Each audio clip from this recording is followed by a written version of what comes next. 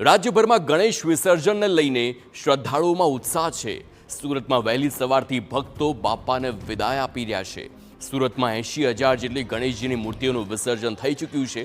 શહેરના કૃત્રિમ તળાવ અને દરિયામાં વિસર્જનની વ્યવસ્થા કરવામાં આવી છે। ભક્તો ડીજેના તાલ પર નાચતા ગાતા અશ્રુભીની આંખો સાથે વિદાય આપી રહ્યા છે। વિસર્જનને લઈ કુંડ તેમજ શહેરમાં ચાંપતો પોલીસ બંદોબસ્ત જોવા મળ્યો છે। ડ્રોન અને ધાબા પોઈન્ટ પરથી નજર રાખવામાં આવી રહી છે। સુરત શહેરની મોટી ગણેશ પ્રતિમાઓનું હજીરા ખાતે વિસર્જન થઈ રહ્યું છે। હજીરા ખાતે ગણેશ વિસર્જનના આકાશી દ્રશ્યો પણ સામે આવ્યા। 14 જેટલી ક્રેનો મૂકી હજીરા ખાતે ગણેશ વિસર્જન થઈ રહ્યું છે। સુરત પોલીસ કમિશનરે હજીરા ખાતે વિસર્જનનું નિરીક્ષણ પણ કર્યું।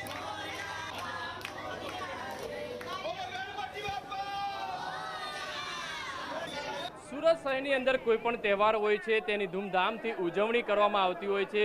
સુરતી લોકો ખાસ કરીને તેની ઉજવણી અનોખી રીતે કરતા હોય છે। ત્યારે જ્યારે ગણપતિની સ્થાપના કરવામાં આવતી હોય છે 9 દિવસ જે ગણપતિ દાદાની જે પૂજા અર્ચના જ્યારે ગણપતિજીનો વિસર્જનનો દિવસ છે જોઈ શકાય છે મોટી સંખ્યાની અંદર અલગ અલગ લોકો છે મંડળો દ્વારા છે તે વિસર્જનની તૈયારી છે તે કરી રહ્યા છે। અત્યારે સીધા દ્રશ્યો જે રીતે જોઈ શકાય છે ગણપતિ દાદાની મૂર્તિને વિસર્જન માટેની તૈયારી કરી રહ્યા છે। લોકો ભારે ઉત્સાહ છે તે જોવા મળી રહ્યો છે। 9 દિવસ સુધી કઈ રીતે પૂજા અર્ચના, હવે ગણપતિ દાદાની વિદાય। અમે 9 દિવસ સુધી ગણપતિ દાદાની ખૂબ જ સેવા કરી છે। રોજ જ અમે કપડાં ચેન્જ કરાવ્યા છે। અમે રોજ સવાર સાંજ મહારાજ સાથે પૂજા કરી છે ને અમારું આખું મંડળનો ખૂબ ખૂબ સહકાર હતો અમને, તો અમારું આટલું ગણપતિ દાદાનું કામ બહુ સારું થયું છે। શું કહેશો, કેટલો ઉત્સાહ આજે દાદાની વિદાય? એ ઉત્સાહ તો તમારી નજરે આવે જ છે આજે વિદાય, અને વિદાયમાં ઉત્સાહ સાથે લોકોને નિરાશા બી છે થોડી। આજે બાપાની વિદાય છે એટલે બધાના મન થોડા ભરેલા છે। 10 દિવસની આટલી પૂજા સેવા બાદ આજે વિદાય થાય છે એટલે થોડું દિલ ભરેલું છે બધાનું। શું કહેશો, કેટલો ઉત્સાહ? અમારે આ ગણપતિ માટે ઘણો ઉત્સાહ છે। અમારે રહેવાનું અડાજણ છે તો પણ અમે અમારા આ શેરી માટે અમે રોજ જ અહીંયા આવીએ છીએ અને ગણપતિની સેવા પૂજામાં રાખીએ છીએ। કેટલો ઉત્સાહ હતો આજે દાદાની વિદાય?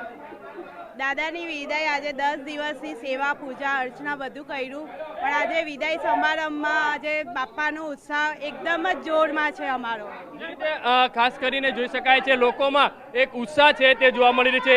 નાના બાળકો છે તેમની અંદર પણ એક ઉત્સાહ છે તે જોવા મળી રહ્યું છે। બેટા શું કહેશો આજે દાદાની વિદાય? એટલે 10 દિવસ અમે કઈ બહુ મજા કરી છે। હવે અમે એક્સપેક્ટ નથી કરતા અને આખો દિવસ અહીંયા રહેવાનું ચાહે છે। શું કરતા હતા 9 દિવસ બેટા? આજે દાદાની વિદાય છે, આંખમાં આંસુ જોવા મળી રહ્યા છે। 9 દિવસ અમે સેવા કરી સેવા કરી, મજા આવી?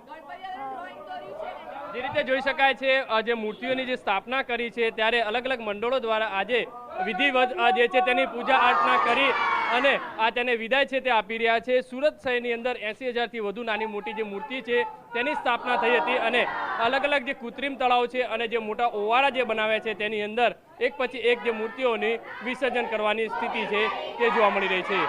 કેમેરામેન સંજય ચંડલ સાથે બલદેવ સુથાર, TV9 સુરત।